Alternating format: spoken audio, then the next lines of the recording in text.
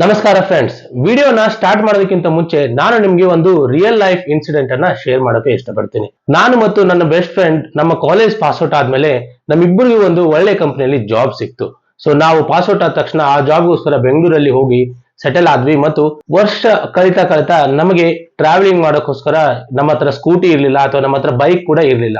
So ನಾವು first year ಏನ್ ಮಾಡ್ತಾ ಇದ್ವಿ, ಬಸ್ ಅಲ್ಲಿ ಅಥವಾ ಕ್ಯಾಬ್ ಅಲ್ಲಿ ಅಥವಾ ಓಲಾ ಊಬರ್ ಇದನ್ನ ಮಾಡಿ ನಾವು ಒಂದು ವರ್ಷವನ್ನ ಕಳೆದ್ವಿ. ಸೊ ಆಮೇಲೆ ಒಂದು ವರ್ಷ ಏನಾಗುತ್ತೆ, ನಮ್ಮಿಬ್ಬರು ಪರ್ಫಾರ್ಮೆನ್ಸ್ ಚೆನ್ನಾಗಿರೋದ್ರಿಂದ ನಮ್ಗೆ ಒಳ್ಳೆಯ ಹೈಕ್ ಬರುತ್ತೆ. ಸೊ ಅದರಿಂದ ನಾವು ಬಂದ ದುಡ್ಡಿಂದ ನಾವು ನಮ್ಗೆ ಬೇಕಾದ ಒಂದು ಬೈಕ್ ಗಳನ್ನ ತೆಗೆದುಕೊಂಡು ನಾವು ನಮ್ಮ ಲೈಫ್ ಅನ್ನ ತುಂಬಾ ಎಂಜಾಯ್ ಅನ್ನ ಮಾಡ್ತಾ ಇದ್ವಿ. ಬಟ್ ಈ ವರ್ಷ ಕಳಿತಾ ಇದ್ದಾಗ ಏನಾಗುತ್ತಪ್ಪ ಅಂತಂದ್ರೆ ನಮ್ಮಿಬ್ಬರಿಗೂ ಕೂಡ ಬೇರೆ ಬೇರೆ ಕಂಪನಿಗಳಲ್ಲಿ ಕೆಲಸ ಸಿಗುತ್ತೆ. ಸೊ ಅದಾದ್ಮೇಲೆ ಅವ್ನು ಏನ್ ಮಾಡ್ತಾನೆ ಅಂತಂದ್ರೆ ಒಂದು ಒಳ್ಳೆಯ ಎಸ್ ಸಿ ವಿ ಕಾರ್ ಅನ್ನ ತೆಗೆದುಕೊಳ್ತಾನೆ. ಅದು ಎಸ್ ಸಿ ವಿ ಅಂತಂದ್ರೆ ಯಾವ್ದು ಗೊತ್ತಾ? Beast of S C V, that is MG Hector. So MG Hector ತಗೊಳ್ಳೋದ ಆದ್ಮೇಲೆ ಅವನಿಗೆ ತನ್ನ ಲೈಫ್ ಸ್ಟೈಲ್ ಅನ್ನ ಅವನು ತುಂಬಾ ಇಂಪ್ರೂವ್ ಅನ್ನ ಮಾಡ್ತಾನೆ. ಸೊ ನಾವು ಯಾವುದು ಶೇರಿಂಗ್ ಬೇಸಿಸ್ PG ಗಳಲ್ಲಿ ಇರ್ತಿದ್ವಲ್ಲ, ಅದನ್ನ ಬಿಟ್ಟು ಪ್ರೈವೇಟ್ ರೂಮ್ ಅನ್ನ ಮಾಡಿ ಅವನು ತನ್ನ ಲೈಫ್ ಸ್ಟೈಲ್ ಅನ್ನ ತುಂಬಾ ಅಪ್ಗ್ರೇಡ್ ಮಾಡ್ತಾ ಬರ್ತಾನೆ.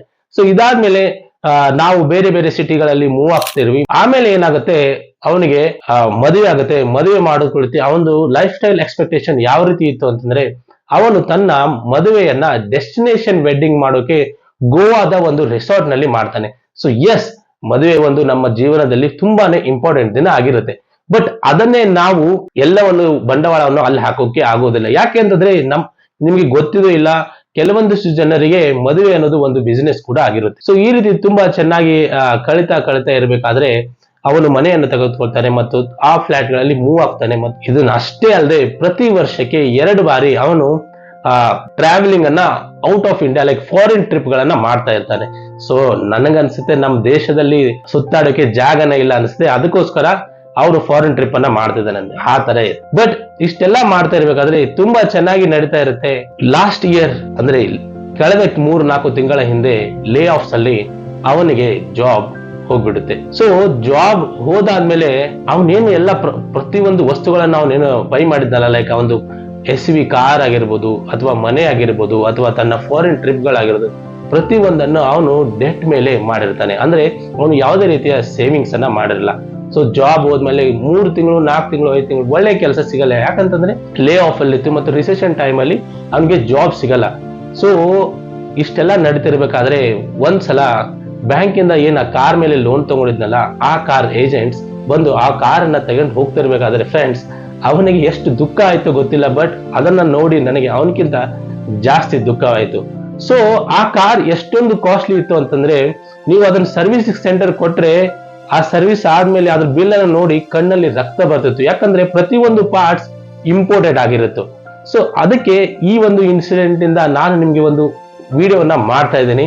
ಸೊ ಈ ವಿಡಿಯೋದಲ್ಲಿ ನಾನು ಬೇಸಿಕ್ 4 ಕಾನ್ಸೆಪ್ಟ್ಸ್ ಗಳನ್ನ ಎಕ್ಸ್ಪ್ಲೈನ್ ಮಾಡ್ತೀನಿ. ಸೊ ನಾವು ಯಾಕೆ ಬಡವರಾಗಿ, ನಮ್ಮ ಹತ್ರ ಎಲ್ಲ ದುಡ್ಡು ಇದ್ರೂ ಕೂಡ ನಾವು ಬಡವರ ತರ ಇದ್ರೆ ನಾವು ಇನ್ನು ಜಾಸ್ತಿ ಶ್ರೀಮಂತರಾಗಬಹುದು, ಅದನ್ನ ನಾನು ನಿಮ್ಗೆ ಈ ವಿಡಿಯೋದಲ್ಲಿ ಶೇರ್ ಮಾಡ್ತೇನೆ. ಪ್ರತಿ 4 ಕಾನ್ಸೆಪ್ಟ್ಸ್ ಏನೆಲ್ಲ ತುಂಬಾನೇ ಇಂಪಾರ್ಟೆಂಟ್ ಆಗಿದೆ ಫ್ರೆಂಡ್ಸ್. ದಯವಿಟ್ಟು ವಿಡಿಯೋನ ನೀವು ಕೊನೆ ತನಕ ನೋಡಿ. ಸೊ ನೀವೇನಾದ್ರೂ ಫಸ್ಟ್ ಟೈಮ್ ವ್ಯೂವರ್ ಆಗಿದ್ರೆ ದಯವಿಟ್ಟು ನನ್ನ ಚಾನಲ್ ಅನ್ನ ಸಬ್ಸ್ಕ್ರೈಬ್ ಮಾಡಬಹುದು. Myself Somesh, welcome to Investment with Kannada YouTube channel. Without wasting any time, let's get started. First concept ನಾನು ಈ ವಿಡಿಯೋದಲ್ಲಿ ಎಕ್ಸ್ಪ್ಲೈನ್ ಏನ್ ಮಾಡ್ತಾ ಇದ್ದೇನೆ ಅಂದ್ರೆ, understanding the difference between needs and wants. So needs ಮತ್ತು ವಾಂಟ್ಸ್ ಡಿಫರೆನ್ಸ್ ಅನ್ನ ನಾವು ತಿಳ್ಕೊಳ್ಳೋದು ತುಂಬಾನೇ ಇಂಪಾರ್ಟೆಂಟ್ ಆಗಿರುತ್ತೆ. ಸೊ ಇಲ್ಲಿ ನಾನು ನಿಮ್ಗೆ ಹೇಳ್ತಾ ಇರ್ಬೇಕಾದ್ರೆ, ನನ್ನ ಫ್ರೆಂಡ್ ನೀಡ್ ಅನ್ನ ಬಿಟ್ಟು ವಾಂಟ್ಸ್ ಮೇಲೆ ತುಂಬಾನೇ ಕಾನ್ಸಂಟ್ರೇಟ್ ಅನ್ನ ಮಾಡ್ತಾನೆ. ಲೈಕ್ ಅವನು ತನ್ನ ಕಾರ್ ಅನ್ನ ಪರ್ಚೇಸ್ ಮಾಡಿರ್ಬೋದು, ಅಥವಾ ತನ್ನ ಫಾರಿನ್ ಡೆಸ್ಟಿನೇಷನ್ ವೆಡ್ಡಿಂಗ್ ಆಗಿರ್ಬೋದು, ಅಥವಾ ಫಾರಿನ್ ಟ್ರಿಪ್ಸ್ಗಳು. ಸೊ ಎಲ್ಲವೂ ವಾಂಟ್ಸ್ ಆಗಿರುತ್ತೆ, ಇಲ್ಲಿ ನೀಡ್ ಆಗಿರೋದು. ಹೌದು, ಕೆಲವೊಂದು ಸ್ಟೇಜ್ ಆದ್ಮೇಲೆ ಕಾರ್ ಕೂಡ ನಮಗೆ ನೀಡ್ ಆಗುತ್ತೆ, ಬಟ್ ಅದನ್ನ ನಾವು ಪ್ರಾಕ್ಟಿಕಲಿಟಿ ಮೇಲೆ ಪರ್ಚೇಸ್ ಅನ್ನ ಮಾಡಬೇಕಾಗುತ್ತೆ. ಸೊ ಒಂದು ಟ್ರಾಫಿಕ್ ಅಂತ ಸಿಟಿನಲ್ಲಿ ಬೈಕ್ ತುಂಬಾನೇ ಪ್ರಾಕ್ಟಿಕಲ್ ಆಗಿರುತ್ತೆ. ಸೊ ಅದಕ್ಕೋಸ್ಕರ ನೀನು ನಿನ್ನ ವಾಂಟ್ಸ್ಗೋಸ್ಕರ ನೀನು ಜಾಸ್ತಿ ದುಡ್ಡನ್ನ ಸಾಲವನ್ನು ಮಾಡಿ ನೀನು ಪರ್ಚೇಸ್ ಮಾಡಿದಾಗೆ ಇದು ನಿನ್ನ ಫೈನಾನ್ಷಿಯಲ್ ರಾಂಗ್ ಡಿಸಿಷನ್ ಆಗಿರುತ್ತೆ. ಸೊ ಇದೇ ರೀತಿ ಫ್ರೆಂಡ್ಸ್, ವೆಡ್ಡಿಂಗ್ ಅನ್ನ ನಾವು ಸಿಂಪಲ್ ಆಗಿ ಕೂಡ ಮಾಡ್ಕೋಬಹುದು. ಸೊ ನೀವು ಸೆಲೆಬ್ರೇಟ್ ಮಾಡಬೇಕು. ನನ್ನನ್ನು ಈಗಿನ ಸೋಷಿಯಲ್ ಮೀಡಿಯಾದಲ್ಲಿ ಜನರು ನನಗೆ ವಿಶೇಷಗಳನ್ನ ಜಾಸ್ತಿ ಮಾಡಬೇಕು ಅಂತೇಳಿ ನೀನು ತೋರಿಸೋದಕ್ಕೋಸ್ಕರ ನೀನು ಡೆಸ್ಟಿನೇಷನ್ ವೆಡ್ಡಿಂಗ್ ಅನ್ನ ನೀನು ಮಾಡಕ್ ಹೋದ್ರೆ ಇದು ಕೂಡ ರಾಂಗ್ ಫೈನಾನ್ಷಿಯಲ್ ಡಿಸಿಷನ್ ಆಗಿರುತ್ತೆ. ಸೊ ನಮಗೆ ಎಷ್ಟು ಬೇಕು ಅಷ್ಟೇ ನಾವು ದುಡ್ಡನ್ನ ಖರ್ಚು ಮಾಡಬೇಕು. ಲೈಕ್ ಹಾಸಿಗೆ ಇದ್ದಷ್ಟು ಕಾಲ್ ಚಾಚಬೇಕು ಅಂತೇಳಿ ಕನ್ನಡದಲ್ಲಿ ಗಾದೆ ಮಾತೆ ಇದೆ.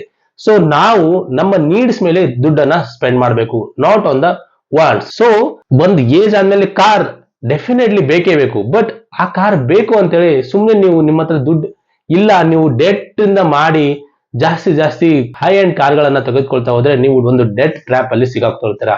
ಫ್ರೆಂಡ್ಸ್, ಕಾರ್ ಏನ್ ಸೇಲ್ ಮಾಡ್ತಿರ್ತಾರಲ್ಲ ಅವ್ರಿಗೂ ಎಷ್ಟು ಜಾಸ್ತಿ ಸೇಲ್ ಅಥವಾ ಎಷ್ಟು ಟಾಪ್ ಎಂಡ್ ಕಾರ್ ಅನ್ನ ಸೇಲ್ ಮಾಡ್ತಾರಲ್ಲ ಅಷ್ಟು ಪ್ರಾಫಿಟ್ ಮಾರ್ಜಿನ್ ಇರುತ್ತೆ. ಸೊ ಅದಕ್ಕೋಸ್ಕರ ಸರ್ ನಿಮ್ಗೆ ನಾವು ಲೋನ್ಸ್ ಮಾಡಿಸ್ಕೊಡ್ತೀವಿ, ಲೋನ್ ಇದೆ ಸರ್, EMI ಆಪ್ಷನ್ ಇದೆ ಅಂತೇಳಿ ತುಂಬಾ ಆಫರ್ಸ್ ಗಳನ್ನ ಕೊಟ್ಟು ನಮ್ಗೆ ಗೊತ್ತಿಲ್ಲಾರ್ದೆ ನಮ್ಮನ್ನ ಹೈ ಅಂಡ್ ಕಾರ್ಸ್ ಗಳನ್ನ ಪರ್ಚೇಸ್ ಮಾಡೋಕೆ ಮಾಡ್ತಾ ಇರ್ತಾರೆ. ಸೊ ನಾವು ನಮ್ಮ ಲೈಫ್ ಅಲ್ಲಿ ಮುಂದೆ ಬರಬೇಕು ಅಂತಂದ್ರೆ ಬಡವರಾಗಿ ಕಾಣ್ಬೇಕು. ಸೊ ಆತರ ಅಂತೇಳಿ ನಾನು ಚೆನ್ನಾಗಿ ಇರಬಾರ್ದು ಅಂತ ಹೇಳ್ತಾ ಇಲ್ಲ. ಸೊ ನಮ್ಗೆ ಎಷ್ಟು ಬೇಕು ಅಷ್ಟೇ ನಾವು ನಮ್ಮ ದುಡ್ಡನ್ನ ಖರ್ಚು ಮಾಡಬೇಕು. ಸೊ ಇದರಿಂದ ನಮ್ಗೆ ಲಾಂಗ್ ಟರ್ಮ್ ಅಲ್ಲಿ ತುಂಬಾ ಹೆಲ್ಪ್ ಆಗುತ್ತೆ. ಸೆಕೆಂಡ್ ಕಾನ್ಸೆಪ್ಟ್ ನಾನು ಈ ವಿಡಿಯೋದಲ್ಲಿ ಏನ್ ಎಕ್ಸ್ಪ್ಲೇನ್ ಮಾಡ್ತಾ ಇದ್ದೇನೆ ಅಂದ್ರೆ understanding the difference between assets and liabilities. So assets ಮತ್ತು ಲಯಬಿಲಿಟೀಸ್ ಅಂದ್ರೆ ಏನು? ಸಿಂಪಲ್ ಆಗಿ ಹೇಳ್ಬೇಕಂತಂದ್ರೆ ಕಾರ್ ಏನಿರುತ್ತಲ್ಲ ಫ್ರೆಂಡ್, ಅದು ಒಂದು ಲಯಬಿಲಿಟಿ. ಯಾಕಪ್ಪ ಅಂತಂದ್ರೆ ಕಾರನ್ನ ನಾನು ತಗೊಂಡಾದ್ಮೇಲೆ ಸೊ ಅದರಿಂದ ನನಗೆ ದುಡ್ಡು ಯಾವುದೇ ರೀತಿ ಬರ್ತಾ ಇರಲಿಲ್ಲ. ಸಪೋಸ್ ನಾನೇನಾದ್ರೂ ಒಬ್ಬ ಕ್ಯಾಬ್ ಡ್ರೈವರ್ ಆಗಿದ್ರು ನನ್ನ ಬಿಸ್ನೆಸ್ಗೋಸ್ಕರ ನಾನು ಕಾರ್ ತಗೊಂಡ್ರೆ ಅದು ನನ್ನ ಬಿಸ್ನೆಸ್ ಅನ್ನ ಇಂಪ್ರೂವ್ ಮಾಡಕ್ಕೆ ಅದು ನನಗೆ ದುಡ್ಡನ್ನ ಜನರೇಟ್ ಮಾಡಿ ಕೊಡುತ್ತೆ. ಸೊ ಅದು ಅವನಿಗೆ ಅಸೆಟ್ ಆಗ್ಬೋದು. ಸೊ ಅಸೆಟ್ ಅಂಡ್ ಲಯಬಿಲಿಟೀಸ್ ಪ್ರತಿಯೊಬ್ಬರಿಗೆ ಬೇರೆ ಬೇರೆ ಆಗಿರುತ್ತೆ. ಸೊ ಆ ರೀತಿ ಏನಾದ್ರೂ ನಿಮ್ಗೆ ಇರಬೇಕು ಅಂತ ಹೇಳಿ ನೀವು ಮನೆಯನ್ನ ಪರ್ಚೇಸ್ ಮಾಡಿದ್ರಿ ಅಂತ ತಿಳ್ಕೊಳ್ಳಿ. ನೀವು ನಿಮ್ಮ ಮನೆಯಲ್ಲಿ ನೀವು ಇದೀರಾ, ಆ ಮನೆ ನೀವು ಅಸೆಟ್ ಅಂತ ಅನ್ಕೊಳ್ಳೋದು ತಪ್ಪಾಗಿರುತ್ತೆ. ಯಾಕೆ ಅಂತಂದ್ರೆ ಅದರಿಂದ ನಿಮ್ಗೆ ದುಡ್ಡೇ ಬರ್ತಿಲ್ಲ. ಸೊ ನೀವೇನಾದ್ರೂ ಒಂದು ಮನೆಯನ್ನ ಪರ್ಚೇಸ್ ಮಾಡಿ ಅದನ್ನ ನೀವು ಬಾಡಿಗೆ ಕೊಟ್ರೆ ಆ ಬಾಡಿಗೆ ಹಣ ನಿಮ್ಗೆ ಏನ್ ಬರ್ತಾ ಇರುತ್ತಲ್ಲ ಅದು ಒಂದು ನಿಮ್ಗೆ ಅಸೆಟ್ ಆಗಬೇಕು. ಸೊ ಸಿಂಪಲ್ ಆಗಿ ಯಾವ್ದಾದ್ರು ಒಂದು ವಸ್ತುವನ್ನು ನಾವು ಪರ್ಚೇಸ್ ಮಾಡಿದ್ಮೇಲೆ ಆ ವಸ್ತುವಿನಿಂದ ನಮ್ಮ ಹಣ ಜೇಬಿನಲ್ಲಿ ಬರ್ತಾ ಇರಬೇಕು. ಇದನ್ನ ನಾವು ಅಸೆಟ್ ಅಂತ ಕರಿತೀವಿ. ಲಯಬಿಲಿಟಿ ಅಂದ್ರೆ ಅದರ ಮೇಲೆ ಜಾಸ್ತಿ ದುಡ್ಡನ್ನ ಹಾಕ್ತಾ ಹೋಗ್ತಿರ್ತೀವಿ. ಸೊ ನಾವು ನಮ್ಮ ಅರ್ಲಿ ಲೈಫ್ ಸ್ಟೇಜ್ ಅಲ್ಲಿ ನಾವು ಎಷ್ಟು ಅಸೆಟ್ ಗಳನ್ನ ಮಾಡ್ತಾ ಹೋಗ್ತಿರ್ತೀವಲ್ಲ ಅಷ್ಟು ನಾವು ಲಾಂಗ್ ಟರ್ಮ್ ವೆಲ್ತ್ ಅನ್ನ ಕ್ರಿಯೇಟ್ ಮಾಡ್ತೀವಿ. ಸೊ ಈಗಿನ ಜನರೇಷನ್ ತುಂಬಾನೇ ಲಯಬಿಲಿಟೀಸ್ ಮೇಲೆ ಸ್ಪೆಂಡ್ ಮಾಡ್ತಾರೆ. ಲೈಕ್ ಫೋನ್ ಆಗಿರ್ಬೋದು, ಲೈಕ್ ಕಾರ್ ಆಗಿರ್ಬೋದು, ಲೈಕ್ ತಮ್ಮ ಡೆಸ್ಟಿನೇಷನ್ ಟ್ರಿಪ್ಸ್ ಅಥವಾ ಫಾರಿನ್ ಟ್ರಿಪ್ಸ್ ಪ್ರತಿಯೊಂದನ್ನು ಅವರು ಲಯಬಿಲಿಟೀಸ್ ಮೇಲೆ ಸ್ಪೆಂಡ್ ಮಾಡ್ತಾರೆ. ಲೈಕ್ ಈಗ ಲೋನ್ ಆಪ್ಷನ್ಸ್ ಇಷ್ಟೊಂದು ಚೆನ್ನಾಗಿದೆ ಅಂತಂದ್ರೆ ವಿತಿನ್ ಸೆಕೆಂಡ್ ನಮ್ಗೆ ಪರ್ಸನಲ್ ಲೋನ್ ಬಂದ್ಬಿಡುತ್ತೆ. ಸೊ ಅದಕ್ಕೋಸ್ಕರ ಅಸೆಟ್ ಅನ್ನ ಬಿಟ್ಟು ಲಯಬಿಲಿಟೀಸ್ ಅನ್ನ ತುಂಬಾ ಜನ ಸ್ಪೆಂಡ್ ಮಾಡ್ತಾ ಇದ್ದಾರೆ. ಸೊ ಫ್ರೆಂಡ್ಸ್, ಥರ್ಡ್ ಕಾನ್ಸೆಪ್ಟ್ ಏನಪ್ಪಾ ಅಂತಂದ್ರೆ ಫೋನ್ ಬಗ್ಗೆ ಎಕ್ಸ್ಪ್ಲೇನ್ ಮಾಡ್ತಾ ಇರ್ಬೇಕಾದ್ರೆ ಮೊಬೈಲ್ ಎಷ್ಟೊಂದು ಜನ ಐಫೋನ್ಸ್ ಗಳನ್ನ ಪರ್ಚೇಸ್ ಮಾಡ್ತಾರೆ ಅಂತಂದ್ರೆ ಔಟ್ ಆಫ್ 100 ಜನ ಎಷ್ಟು ಜನ ಐಫೋನ್ ಪರ್ಚೇಸ್ ಮಾಡ್ತಾರೆ ಅದರಲ್ಲಿ 80 to 70% ಜನ EMI ಮೇಲೆ ಮೊಬೈಲ್ ಗಳನ್ನ ಪರ್ಚೇಸ್ ಮಾಡ್ತಾರೆ. ಹೌದು, ಮೊಬೈಲ್ ನಮ್ಗೆ ಒಂದು ನೀಡ್, ಬಟ್ ಅದು ವಾಂಟ್ಸ್ ಆಗಬಾರ್ದು.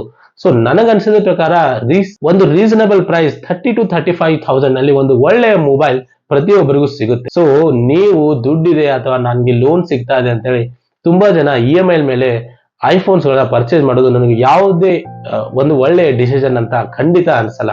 ಸೊ ಇದನ್ನಷ್ಟೇ ಅಲ್ಲ ಫ್ರೆಂಡ್ಸ್, ತುಂಬಾ ಜನ ಪೇರೆಂಟ್ಸ್ ಗಳಿಗೆ ಟಾರ್ಚರ್ ಕೊಡ್ತಾರೆ. ಪೇರೆಂಟ್ಸ್ ಗಳ ಮೇಲೆ ತುಂಬಾನೇ ಪ್ರಾಬ್ಲಮ್ ಗಳನ್ನ ಕೊಟ್ಟು ಅವರು ಸೇವ್ ಮಾಡಿಟ್ಟಿರೋ ದುಡ್ಡಿಂದ ಈಗಿನ ಯೂಸ್ ಐಫೋನ್ಸ್ ಗಳನ್ನ ಪರ್ಚೇಸ್ ಮಾಡ್ತಾ ಇರ್ತಾರೆ.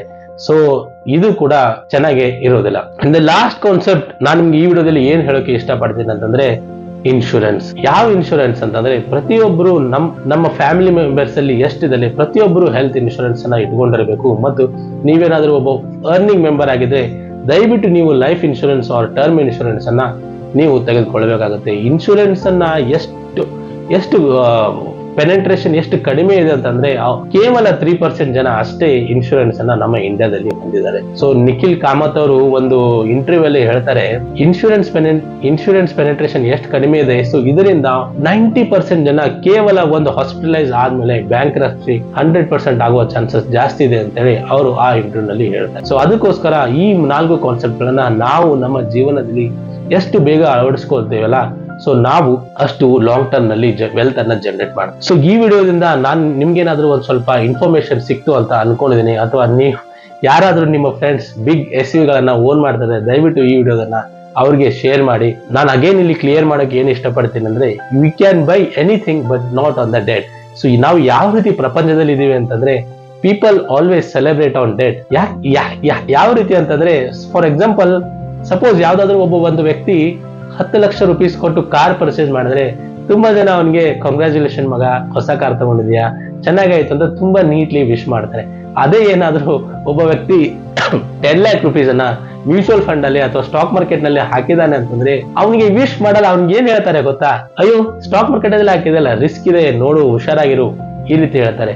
ಸೊ ಅದಕ್ಕೋಸ್ಕರ we have to concentrate on assets, not on the liabilities. So ಈ ವಿಡಿಯೋದಿಂದ ನಿಮಗೆ ಸ್ವಲ್ಪ ಇನ್ಫಾರ್ಮೇಶನ್ ಇದ್ರೆ ಪ್ಲೀಸ್ ನನ್ನ ಚಾನಲ್ ಅನ್ನ ಸಬ್ಸ್ಕ್ರೈಬ್ ಮಾಡಬಹುದು. So I will see you in the next video guys. Until then, bye bye, take care.